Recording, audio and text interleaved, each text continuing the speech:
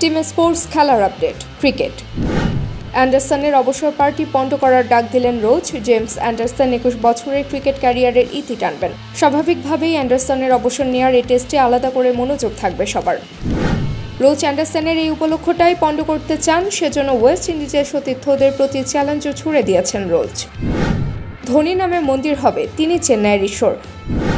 রাজস্থান রয়্যালসকে গতকাল 5 উইকেটে হারিয়ে আইপিএলের প্লে অফে ওঠার আরও কাছে পৌঁছে গেছে চেন্নাই সুপার কিংস। এই মৌসুমে ঘরের মাঠ চিদাম্বরম স্টেডিয়ামে এটাই ছিল চেন্নাইয়ের শেষ ম্যাচ। তাই 42 বছরের ধোনির এটাই যে শেষ ম্যাচ চেন্নাইতে, সেটা সবাই বুঝেই ফেলেছিল। ফুটবল। হাত পিচমোড়া করে বেঁধে সাঁতার কাটছেন ten Hag. Manchester United coach Erik ten হাগের অনুভূতিও অনেকটা এমনই। তার মনে হচ্ছে বর্তমান ম্যানচেস্টার ইউনাইটেড দলকে সামলানো অনেকটা হাত পেছনে বেঁধে সাঁতার কাটার মতোই।